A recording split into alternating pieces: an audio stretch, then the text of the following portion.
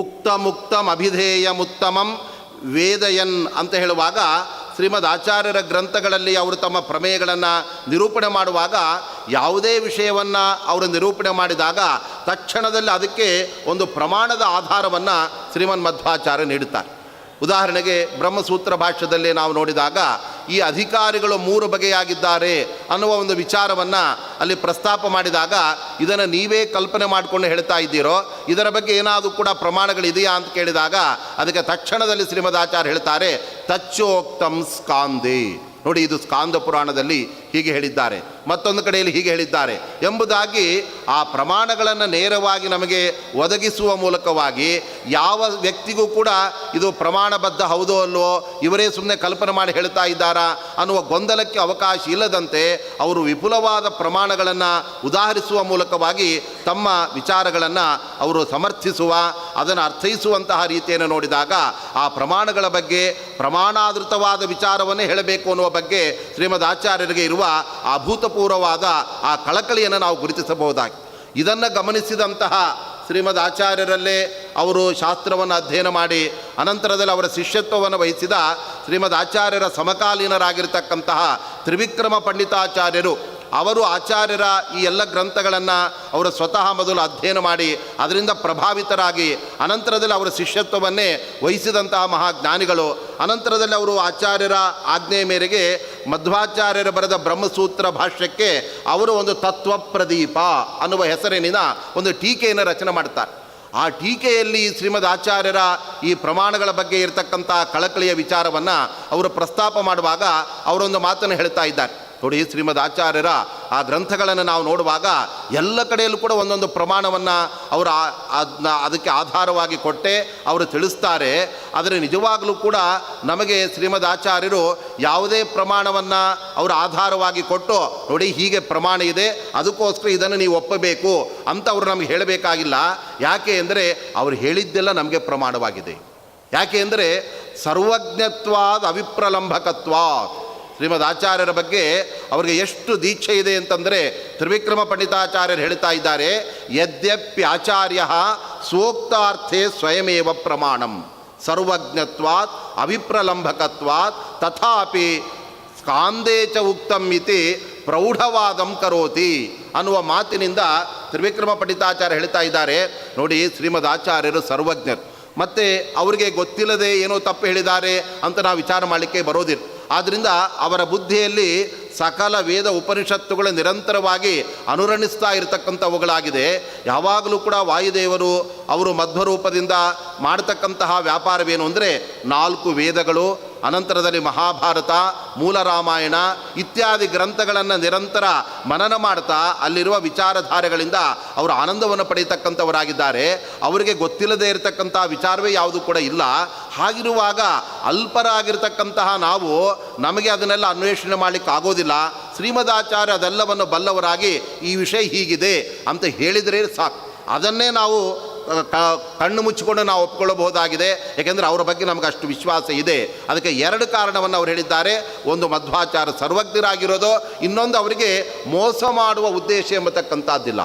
ಅನೇಕರು ತಮಗೇ ಗೊತ್ತಿಲ್ಲದೆ ಅವರು ತಪ್ಪಾದ ವಿಚಾರವನ್ನು ಹೇಳಿ ಇನ್ನೊಬ್ಬರಿಗೆ ಅವರು ವಿಪರೀತ ಬುದ್ಧಿಯನ್ನು ಹುಟ್ಟಿಸ್ತಕ್ಕಂಥ ಸಾಧ್ಯತೆ ಇರುತ್ತೆ.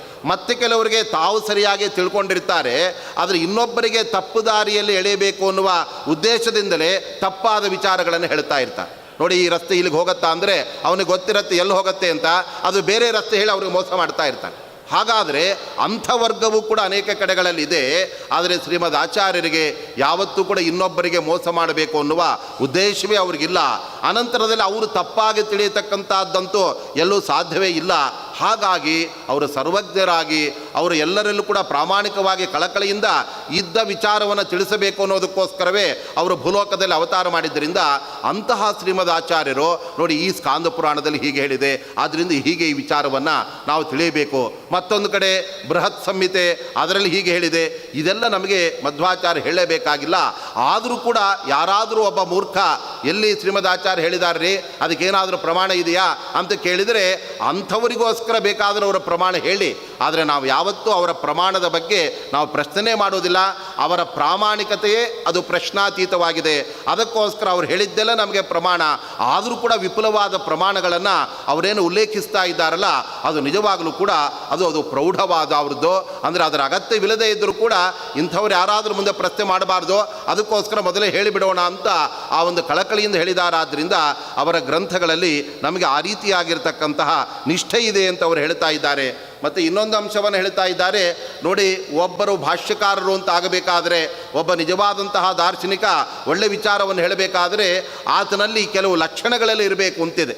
ಆದ್ದರಿಂದ ವೇದಗಳಿಗೆ ವ್ಯಾಖ್ಯಾನ ಮಾಡಬೇಕಾದ್ರೆ ಇಷ್ಟ ಬಂದವರೆಲ್ಲ ಅರ್ಧಂಬರ್ಧ ಓದಿದವರು, ಓದ್ದೇನೆ ಇದ್ದವರೆಲ್ಲ ವಿಮರ್ಶೆ ಮಾಡೋದು, ಅದಕ್ಕೆಲ್ಲ ಶಾಸ್ತ್ರದಲ್ಲಿ ಎಲ್ಲೂ ಅವಕಾಶ ಅದು ಇಲ್ಲವೇ ಇಲ್ಲ. ಅದಕ್ಕೆ ಕೆಲವು ಲಕ್ಷಣಗಳಿದೆ, ಅದನ್ನು ಒಳಗೊಂಡಿರ್ತಕ್ಕಂಥವರೇ ವೇದ ವ್ಯಾಖ್ಯಾನ, ಆಮೇಲೆ ಸೂತ್ರಗಳಿಗೆ ಭಾಷ್ಯ ಅದನ್ನು ಬರೆಯೋದಕ್ಕೆ ಅವಕಾಶ ಎಂಬತಕ್ಕಂಥದ್ದಿರೆ. ಶ್ರೀಮದ್ ಆಚಾರ್ಯರಲ್ಲಿ ಅವರು ದೊಡ್ಡ ದೇವೋತ್ತಮರು ಅನ್ನೋದಕ್ಕೆ ಬೇಕಾದ ಎಲ್ಲ 32 ಸಲಕ್ಷಣಗಳು ಕೂಡ ಅವರಲ್ಲಿ ಕಂಡು ಬರ್ತಾ ಇದೆ. ಅದನ್ನು ನಾನೇ ಕಣ್ಣಾರೆ ಕಂಡಿದ್ದೇನಾದ್ದರಿಂದ ಅವರ ಬಗ್ಗೆ ಯಾವ ಅಂಶದಲ್ಲೂ ಕೂಡ ನಮಗೆ ಅಲ್ಲಿ ಸಂದೇಹಕ್ಕೆ ಎಡೆ ಎಂಬತಕ್ಕಂಥದ್ದಿಲ್ಲ. ಆದ್ದರಿಂದ ಅವರು ಹೇಳಿದ ವಿಚಾರವನ್ನು ನಾವು ಮುಕ್ತವಾಗಿ ಪ್ರಾಂಜಲ ಮನಸ್ಸಿನಿಂದ ನಾವು ಸ್ವೀಕಾರ ಮಾಡಿ ಆ ಮೂಲಕವಾಗಿ ಅದರಲ್ಲಿ ನಾವು ನಿಷ್ಠೆಯನ್ನು ನಾವು ಬೆಳೆಸ್ಕೊಳ್ತಾ ಇದ್ದೇವೆ ಎಂಬತಕ್ಕಂಥ ಮಾತನ್ನು ತ್ರಿವಿಕ್ರಮ ಪಂಡಿತಾಚಾರ್ಯರು ತಾವು ಮಧ್ವಾಚಾರ್ಯರ ಸೂತ್ರ ಭಾಷ್ಯಕ್ಕೆ ರಚನೆ ಮಾಡಿದ ಒಂದು ಟೀಕೆಯಲ್ಲಿ ಈ ರೀತಿಯಾದ ಅಭಿಪ್ರಾಯವನ್ನು ಅವರು ತಿಳಿಸ್ತಾ ಇದ್ದಾರೆ. ಇಂತಹ ಜ್ಞಾನಿಗಳ ವಚನಗಳನ್ನು, ಅವರ ಅನುಭವದ ನುಡಿಗಳನ್ನೆಲ್ಲ ನಾವು ಕೇಳಿದಾಗ ಅದರಿಂದ ನಮಗೆ ಸ್ಪಷ್ಟವಾಗತಕ್ಕಂಥ ಮಾತು ಅಂದರೆ ಅವರು ಶ್ರೀಮದ್ ಆಚಾರ್ಯರು ಎಲ್ಲೂ ಕೂಡ ಪ್ರಮಾಣ ವಿರುದ್ಧವಾದ, ಪ್ರಮಾಣ ಬಾಹಿರವಾದ ವಿಚಾರಗಳನ್ನು ಅವರು ಎಂದಿಗೂ ಕೂಡ ಹೇಳ್ತಕ್ಕಂಥವರಲ್ಲ ಎಂಬುದು ಇದರಿಂದ ನಮಗೆ ಸ್ಪಷ್ಟವಾಗ್ತಾ ಇದೆ. ಈ ರೀತಿಯಾಗಿ ಅಂತಹ ಅಮೂಲ್ಯವಾದ ವಿಚಾರಗಳನ್ನು ಮಧ್ವ ಸಿದ್ಧಾಂತ ಎಂಬತಕ್ಕಂಥದ್ದು ನಮಗೆ ಅದು ನೀಡಿದೆ. ಈ ರೀತಿಯಾದ ವಿಚಾರಗಳನ್ನೆಲ್ಲ ಅವರು ಹೇಳುವ ಮೂಲಕ ಎಲ್ಲಾದರೂ ಕೂಡ ತಮ್ಮ ಬಗ್ಗೆ ಅಶ್ರದ್ಧೆಯಿಂದ ಮಧ್ವಾಚಾರ್ಯರ ಸ್ವರೂಪವನ್ನು ಅರಿಯದೆ ಯಾರಾದರೂ ಆ ಸಿದ್ಧಾಂತದಲ್ಲಿ ಸ್ವಲ್ಪ ಅಶ್ರದ್ಧೆಯನ್ನು, ಅದರಲ್ಲಿ ನಂಬಿಕೆಯನ್ನು ಕಡಿಮೆ ಮಾಡಿಕುವ ಪ್ರಸಂಗ ಬಂದರೆ ಅದು ಕೂಡ ಅಂತಹ ಸಜ್ಜನ ವೃಂದಕ್ಕೆ ಆಗಬಾರ್ದು. ನಮ್ಮ ಸ್ವರೂಪ ಏನು ಎಂಬುದನ್ನು ಕೂಡ ಅವರಿಗೆ ತಿಳಿಸಿ ಅನಂತರದಲ್ಲಿ ಅದರ ಬಗ್ಗೆ ಅವರಿಗೆ ನಿಷ್ಠೆ, ಅದರ ಬಗ್ಗೆ ಮತ್ತಷ್ಟು ಗೌರವ ಬುದ್ಧಿ ಬಂದಾಗ ಮಧ್ವಾಚಾರ್ಯರು ಇಂಥವರು ಆ ವಾಯುದೇವರ 3ನೇ ಅವತಾರರು ಅಂತ ದೃಢ ಮನಸ್ಸಿನಿಂದ ಒಪ್ಪಿದ ಆ ಸಜ್ಜನ ವೃಂದ ನಮ್ಮ ಗ್ರಂಥಗಳನ್ನು ಮತ್ತಷ್ಟು ಶ್ರದ್ಧಾಭಕ್ತಿಗಳಿಂದ ಅಧ್ಯಯನ ಮಾಡಿ ಅದರಿಂದ ಸರಿಯಾದ ತಿಳುವಳಿಕೆಯನ್ನು ಪಡೀಲಿ ಎಂಬತಕ್ಕಂಥ ದೃಷ್ಟಿಯಿಂದ ತಮ್ಮ ಪ್ರಮುಖವಾದ ಅನೇಕ ಗ್ರಂಥಗಳಲ್ಲಿ ಶ್ರೀಮದಾಚಾರ್ಯರು ಆ ಗ್ರಂಥದ ಕೊನೆಯಲ್ಲಿ ತಾನು ಯಾರು, ಯಾವುದಕ್ಕೋಸ್ಕರ ಭೂಲೋಕದಲ್ಲಿ ಅವತಾರ ಮಾಡಿದ್ದೇನೆ, ತಾನು ಮಾಡಿರ್ತಕ್ಕಂಥ ಕೆಲಸ ಯಾವುದು, ಅದರ ಉದ್ದೇಶ ಏನು, ಇದೆಲ್ಲವನ್ನು ಕೂಡ ಬಹಳ ಸ್ಪಷ್ಟವಾಗಿ ಶ್ರೀಮದಾಚಾರ್ಯ ಹೇಳಿದ್ದಾರೆ. ಉಳಿದ ಯಾವ ದಾರ್ಶನಿಕರು ಕೂಡ ಈ ರೀತಿಯಾದಂತಹ ಸಾಹಸವನ್ನು ಮಾಡಲಿಕ್ಕೆ ಅವರು ಹೋಗಲಿಲ್ಲ. ಆದರೆ ಶ್ರೀಮದ್ ಆಚಾರ್ಯರು ಮಾತ್ರ ಬಹಳ ಸ್ಪಷ್ಟವಾಗಿ ಅವರು ಹೇಳ್ತಾ ಇದ್ದಾರೆ, ಯಸ್ಯತ್ರೀನ್ಯುದಿತಾನಿ ವೇದವಚನೆ ರೂಪಾಣಿ ದಿವ್ಯಾನ್ಯಲಂ ಬಡ್ತದ್ದರ್ಶತಂ ಇತ್ತಮೇವ ನಿಹಿತಂ ದೇವಸ್ಯ ಭರ್ಗೋ ಮಹತು ವಾಯೋ ರಾಮವಚೋನಯಂ ಪ್ರಥಮಕಂ ಪೃಚ್ಛೋ ದ್ವಿತೀಯಂ ವಪುಃ ಮಧ್ವೋ ಯತ್ತು ತೃತೀಯಮೇತದಮುನಾ ಗ್ರಂಥಕೃತ ಕೇಶವೇ ಅನ್ನತಕ್ಕಂಥ ಮಾತಿನಿಂದ ತಮ್ಮ ಬ್ರಹ್ಮಸೂತ್ರ ಭಾಷ್ಯ, ಅನಂತರದಲ್ಲಿ ಮಹಾಭಾರತ ತಾತ್ಪರ್ಯನಿರ್ಣಯ, ಇಂತಹ ಅನೇಕ ಉದ್ಗ್ರಂಥಗಳ ಕೊನೆಯಲ್ಲಿ ಅವರು ಹೇಳ್ತಾ ಇದ್ದಾರೆ, ವೇದಗಳಲ್ಲಿ ಅಲೌಕಿಕವಾದ ವಾಯುದೇವರ 3 ರೂಪಗಳು ಅಂತ ಏನು ಪ್ರತಿಪಾದನೆ ಆಗಿವೆ, ಅಂತಹ ಅಲೌಕಿಕವಾದ ಅವರು ಹೇಳ್ತಾ ಇದ್ದಾರೆ ಬಡ್ತದ್ದರ್ಶತಂ ಅಂತ ಹೇಳಿ, ಯಸ್ಯತ್ರೀನ್ಯುದಿತಾನಿ ವೇದವಚನೆ ರೂಪಾಣಿ ದಿವ್ಯಾನಿ ಅಲಂ ಅಂತ ಇದ್ದಾರೆ. ದಿವ್ಯ ಅಂದರೆ ದೇವಲೋಕದಲ್ಲಿ ವಿಜೃಂಭಿಸಬೇಕಾದ ಅವತಾರಗಳು ವಾಯುದೇವರ ಅವತಾರಗಳು. ಆದರೂ ಕೂಡ ಭೂಲೋಕದಲ್ಲಿ ಸಜ್ಜನರ ಉದ್ಧಾರಕ್ಕೋಸ್ಕರ ಭಗವಂತನ ಅಪ್ಪಣೆ ಮೇಲೆಗೆ ಈ ಭೂಲೋಕದಲ್ಲಿ ಕೂಡ ವಾಯುದೇವರ ಅವತಾರಗಳೆಲ್ಲ ನಡೆದಿರ್ತಕ್ಕಂಥದ್ದಾಗಿದೆ. ಆ ದಿವ್ಯ ಅವತಾರಗಳು ಯಾಕೆ ಅಂದರೆ ಅನೇಕ ಸಂದರ್ಭದಲ್ಲಿ ದೇವತೆಗಳು ಭೂಲೋಕದಲ್ಲಿ ಅವತಾರ ಮಾಡಿದ್ದಿದೆ. ಆದರೆ ಆ ದೇವತೆಗಳ ಅವತಾರ ಯಾವುದೋ ಶಾಪದ ಕಾರಣದಿಂದ ಅಥವಾ ಇನ್ಯಾರದ್ದೋ ಶಾಪದ ವಚನವನ್ನು ನಡೆಸೋದಕ್ಕೋಸ್ಕರ ಹಿನ್ನೆಲೆಯಲ್ಲಿ ಅವರು ಭೂಲೋಕದಲ್ಲಿ ಅವತಾರ ಮಾಡಿದ್ದಿದೆ. ಆ ರೀತಿಯಾಗಿ ವಾಯುದೇವರು ಮಧ್ವರೂಪದಿಂದ ಅವತಾರ ಮಾಡಿದ್ದಲ್ಲ. ಉದಾಹರಣೆಗೆ ಯಮದೇವರಿಗೆ ಮಾಂಡವ ಋಷಿಗಳೇ ಶಾಪ ಕೊಟ್ಬಿಡ್ತಾರೆ, ನಾನು ಮಾಡಿದ ಒಂದು ಸಣ್ಣ ತಪ್ಪಿಗೆ ನೀವು ಬಹಳ ದೊಡ್ಡ ಶಿಕ್ಷೆಯನ್ನು ಕೊಟ್ಟಿದ್ದೀರಾ, ಅದಕ್ಕೋಸ್ಕರವಾಗಿ ನೀವು ಭೂಲೋಕದಲ್ಲಿ 100 ವರ್ಷಗಳ ಕಾಲ 100 ವರ್ಷ ಒಬ್ಬ ಶೂದ್ರನಾಗಿ ಹುಟ್ಟು ಅಂತ ಮಾಂಡವ್ಯ ಋಷಿಗಳೇ ಯಮದೇವರಿಗೆ ಅಲ್ಲಿ ಶಾಪ ಕೊಟ್ಟಾಗ ಅದರ ಫಲವಾಗಿ ಯಮದೇವರೇ ಅವರು ವಿದುರನಾಗಿ ಹುಟ್ಟಬೇಕಾದಂಥ ಪ್ರಸಂಗ ಬಂತು. ಅಂದರೆ ದೇವತೆಗಳು ಭೂಲೋಕದಲ್ಲಿ ಬರ್ತಾರೆ, ಆದರೆ ಅದು ಅವರಿಗೆ ಲೋಕೋದ್ಧಾರ ಅಥವಾ ಸಮಾಜದ ಉದ್ಧಾರ ತತ್ವಜ್ಞಾನವನ್ನು ಸಜ್ಜನರಿಗೆ ನೀಡಬೇಕು ಅದ್ಯಾವ ಉದ್ದೇಶವಾಗುವ ಬದಲು ಅವರೆಲ್ಲ ಯಾರದ್ದೋ ಒಂದು ಶಾಪವನ್ನು ನಡೆಸೋದಕ್ಕೋಸ್ಕರ ಶೂದ್ರನಾಗಿ ಹುಟ್ಟುವಂತಹ ಪ್ರಸಂಗ ಅದು ಯಮದೇವರಿಗೂ ಕೂಡ ಬಂದುಬಿಟ್ಟು. ಅದೇ ತರಹ ಅರ್ಜುನ, ಅವನು ದೇವಲೋಕಕ್ಕೆ ಹೋದಾಗ ಅಲ್ಲಿದ್ದಂತಹ ಅಪ್ಸರೆ ಅವನನ್ನು ಮೋಹಿಸಿದಾಗ ಅರ್ಜುನ ಅದನ್ನು ತಿರಸ್ಕಾರ ಮಾಡಿದ. ಆವಾಗ ಊರ್ವಶಿ ಶಾಪ ಕೊಡ್ತಾ ಇದ್ದಾಳೆ ಅರ್ಜುನನಿಗೆ, ನೀನು ನನ್ನನ್ನು ತಿರಸ್ಕಾರ ಮಾಡಿದೆಯಲ್ಲ, ಆದ್ದರಿಂದ ನೀನು ಷಂಡನಾಗುವಂಥ ಶಾಪ ಕೊಟ್ಬಿಟ್ಟು. ಆದರೆ ಆ ಶಾಪವನ್ನು ನೆರವೇರಿಸುವುದಕ್ಕೋಸ್ಕರವಾಗಿ ಆ ಅರ್ಜುನ ತನ್ನ ಅಜ್ಞಾತವಾಸದ ಒಂದು ಸಂದರ್ಭದಲ್ಲಿ ಬೃಹನ್ನಳೆಯಾಗಿ ಆ ವಿರಾಟ ನಗರದಲ್ಲಿ ಆ ರೀತಿಯಾದಂತಹ ಒಂದು ವರ್ಷದ ಅವಧಿಯನ್ನು ಅಲ್ಲಿ ನಡೆಸುವಂತಹ ಪ್ರಸಂಗ ಬಂತು. ಹಾಗಾದರೆ ದೇವತೆಗಳು ಕೂಡ ಭೂಲೋಕದಲ್ಲಿ ಅವತಾರ ಮಾಡ್ತಾರೆ, ಆದರೆ ಒಂದು ರೀತಿ ಅವರು ಕೂಡ ಬೇರೆ ಬೇರೆ ರೀತಿಯಾದ ಆ ಒಂದು ಒತ್ತಡಗಳಿಂದ ಅವರು ಅವತಾರ ಮಾಡ್ತಾರೆ ಹೊರತಾಗಿ ಅವರ ದೃಷ್ಟಿ ಸಜ್ಜನರಿಗೆ ಜ್ಞಾನ ನೀಡಬೇಕು ಅಥವಾ ಅವರಿಗೆ ಮಾರ್ಗದರ್ಶನ ನೀಡಬೇಕು ಅನ್ನೋದಲ್ಲಿ ಪ್ರಧಾನವಾಗಿರೋದಿಲ್ಲ. ಕೇವಲ ಆ ಶಾಪವನ್ನು ನಡೆಸುವುದೇ ಅವರ ಉದ್ದೇಶವಾಗಿ ಆ ರೀತಿ ಅದರ ಹಿನ್ನೆಲೆಯಲ್ಲಿ ಅವತಾರವನ್ನು ಮಾಡಿರ್ತಾರೆ. ಆದರೆ ವಾಯುದೇವರು ಭೂಲೋಕದಲ್ಲಿ ಮಧ್ವರೂಪದಿಂದ ಅವತಾರ ಮಾಡುವಾಗ ಅಂತಹ ಯಾವ ಶಾಪಗಳು ಕೂಡ ಇಲ್ಲವೇ ಇಲ್ಲ. ಭಗವಂತನ ಅಪ್ಪಣೆ ಮಾತ್ರ ಅಲ್ಲಿ ಅವರಿಗೆ ಪ್ರಧಾನವಾಗಿತ್ತು.